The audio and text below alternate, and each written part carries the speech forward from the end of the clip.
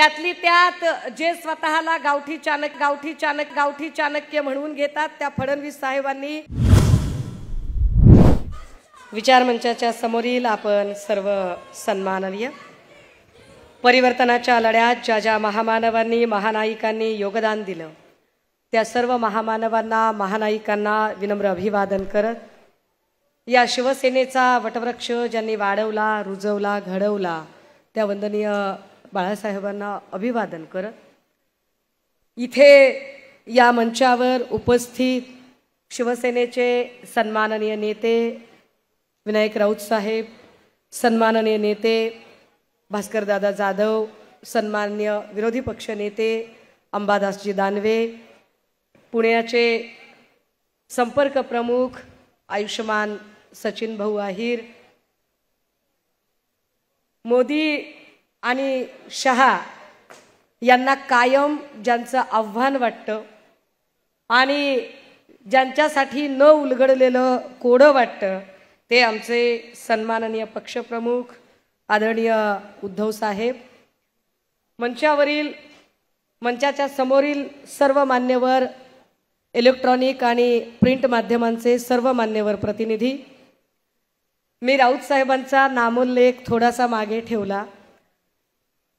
काल परवा सर फार छान एका माणसाने लिहिले, फार सुंदर सोशल मीडियावरची एक पोस्ट आहे. एक अत्यंत सभ्य गृहस्थ एका गावामध्ये गेला. गावात गेल्यानंतर त्याने गावातल्या प्रमुखाला विचारलं, दादा गाव कसं आहे? ते म्हणले गाव एकदम चांगलं आहे. गावातली माणसं कशी आहेत? ते म्हणले गावातली माणसं सुद्धा चांगली आहेत. गाव चांगलं आहे, गावातली माणसं सगळी चांगली आहेत. मग तुमच्या इथं या वाड्यात इथं कोपऱ्यात ही भली मोठी काठी कशासाठी आहे? ते म्हणले गाव सगळं चांगलं आहे, माणसं सुद्धा चांगली आहेत, फक्त त्यांनी बिघडू नये, वळण बिघडलं आणि जरा काही त्यांनी इकडं तिकडं पाऊल टाकलं तर त्यांना जागेवर आणायची म्हणून ही काठी आहे. सर, महाराष्ट्राच्या राजकारणामध्ये जरा कोणी चुकला की ठोकला या न्यायाने जी काठी गरजेची आहे ती काठी म्हणजे आमचे सन्माननीय संजय राऊत साहेब आहेत. राजे हो, लोकसभांचा निकाल लागला आणि लोकसभेच्या निकालानंतर जर कुणी काही बोललं नसतं तर नवल. त्यातली त्यात जे स्वतःला गावठी चाणक्य म्हणून घेतात त्या फडणवीस साहेबांनी दोन शब्द अत्यंत त्यांचे लाडके शब्द झालेले आहेत आणि त्या दोन शब्दांना त्यांनी महाराष्ट्राच्या राजकारणात वारंवार उच्चार करायचा प्रयत्न केला. त्यातला एक अर्थमॅटिक आणि दुसरा फेक नरेटिव्ह. यातल्या अर्थमॅटिक शब्दावर जेव्हा जेव्हा फडणवीस साहेब बोलले तेव्हा मला असं वाटलं की फडणवीसांना अर्थमॅटिक मधलं काही ढेकळं कळत नाही. ते वारंवार जेव्हा अर्थमॅटिक असा शब्द उच्चारतात तेव्हा मुळात त्यांना महाराष्ट्रातलं अर्थशास्त्र आणि इथली आर्थिक घडी बसवण्याच्या दृष्टिकोनातनं एकही शब्द कळत नाही. कारण जर त्यांना अर्थमॅटिक कळलं असतं तर त्यांनी लाडकी बहीण योजनेसारखी योजना जी निव्वळ मतांवर डोळा ठेवत आणि मतांच्या साठी म्हणून, म्हणजे अनेक ठिकाणी सोशल मीडियामध्ये सुद्धा आता ट्रेंड चालू आहे की भाजपाला आली मताची कडकी म्हणून आता यांना वाटायला लागली बहीण आपली लाडकी, अशा पद्धतीनं या सगळ्या लोकांनी ही योजना आणली. मला सातत्याने मी अर्थमॅटिकचा काय इथे संबंध लावते त्याचं कारण सांगितलं पाहिजे की महाराष्ट्रामध्ये सातत्याने अंगणवाडी सेविका असतील, आशा वर्कर असतील, हेल्थ सेंटरच्या प्रायमरी हेल्थ सेंटर मधल्या आमच्या सगळ्या परिचारिका बहिणी असतील, विना अनुदानितच्या शिक्षिका असतील, या सगळ्या मायमाऊल्यांचे पगार, ज्यांचा हक्काचा कष्ट केलेला पगार आहे, जो पगार त्या सातत्याने मागतात तो पगार सरकार त्यांना देत नाही. तिथे पगार द्यायला त्यांच्याकडे अजिबात पैसे नाही आहेत. मात्र एका योजनेसाठी मात्र ते पुढे येतात. बरं, जेव्हा ते योजनेसाठी पुढे येतात, खरं तर मी महिला सक्षमीकरणावर अजिबात जास्त वेळ घालवणार नाही, कारण माझं काम दानवे दादांनी फार सोपं केलंय आणि त्यांनी बऱ्यापैकी या योजनांची उजळणी केली आहे. पण माया हो, ज्या सगळ्या आमच्या ज्या बहिणी बसलेल्या आहेत, मला एक तुम्ही सांगा, तुमचं वय साधारणतः 40 असेल, 50 असेल, 60 असेल, जे काही असेल ते असेल. तुमच्या भावाचंही वय तुमच्याच बरोबरीने असेल, 25 असेल, 35 असेल, 45 असेल, 65 असेल. माय तुमचा भाऊ हा तुम्हाला आता अचानक मिळाला का तुम्ही जन्माला तुमच्या जन्मापासून मिळाला? जन्मापासून मिळाला। आता मला असं सांगा की जर शिंदे साहेबांचं वय साधारणतः 60च्या पुढचं वय आहे, तर शिंदे साहेबांना बहिणी या जन्मापासून झालेल्या असतील ना। 60 वर्षामध्ये महाराष्ट्रातली एक पण माय माऊली त्यांची बहीण नव्हती आणि अचानक या सगळ्या बायका त्यांच्या बहिणी झाल्या। मला काही म्हणजे कोणच उलगडत नाहीये की या बायका आधी बहिणी नसतात, 21 वर्ष आधीची बहीण नसते आणि ती 21 वर्षाच्या नंतरची डायरेक्ट बहीण होते। हे कोड काही मला म्हणजे दया कुछ तो गडबड आहे।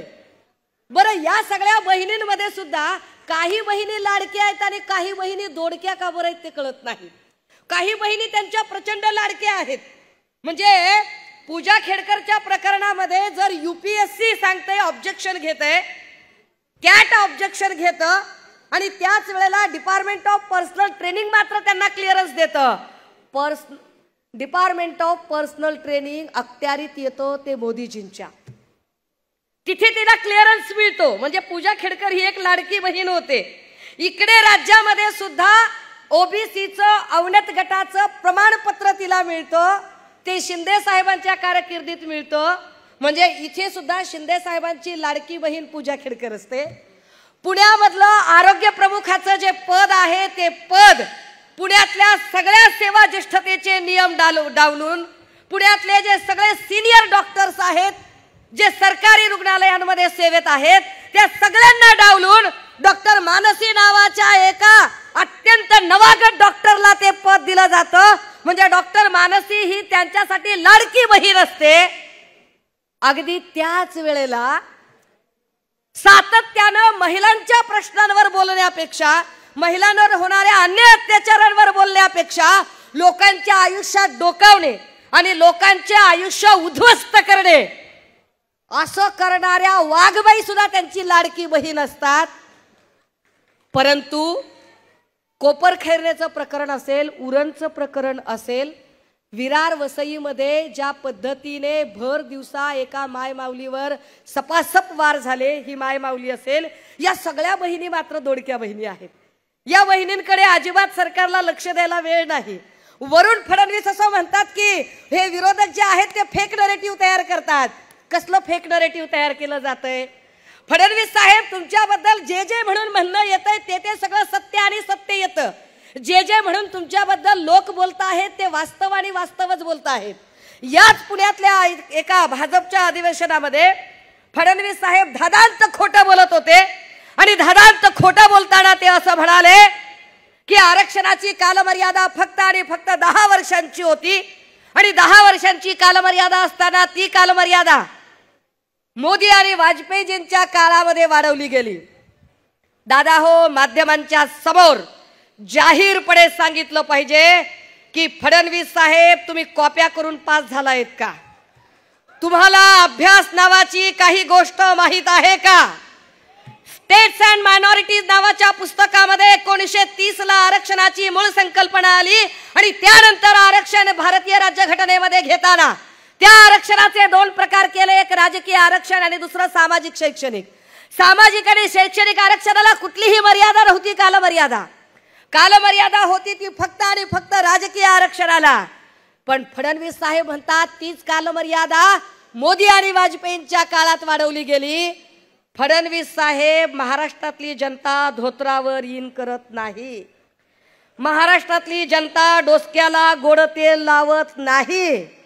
भारतीय राज्यघटना 1950 ला पारित झाली, 50 ला आरक्षणाची संकल्पना आली, 50 पासून 10 वर्ष म्हणजे 1960, 60 ला भाजपचं सरकार केंद्रात होतं का?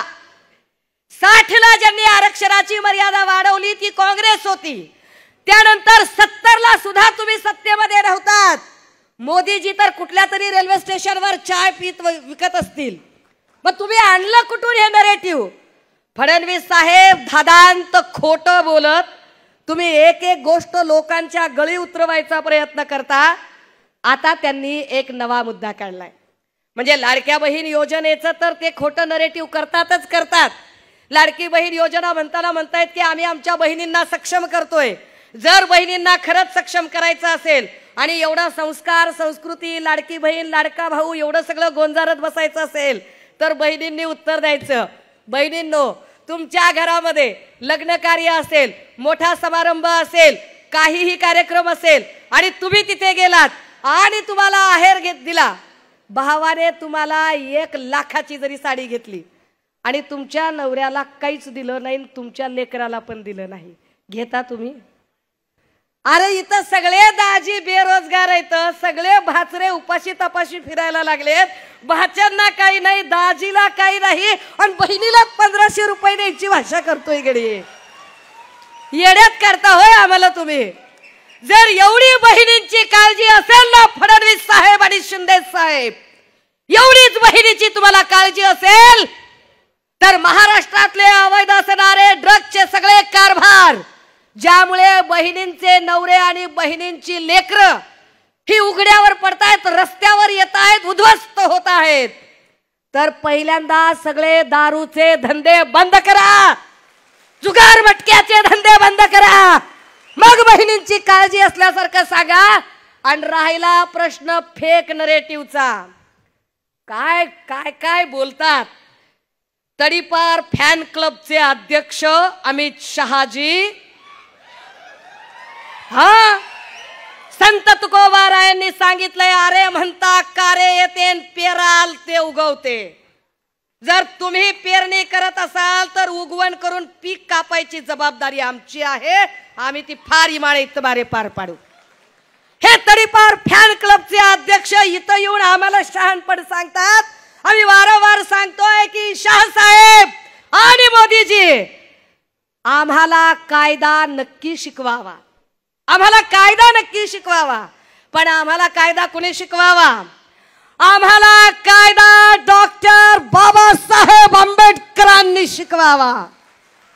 आम्हाला कायदा गोधरा हत्याकांडातल्या तडीपार गुंडांनी शिकवू नये.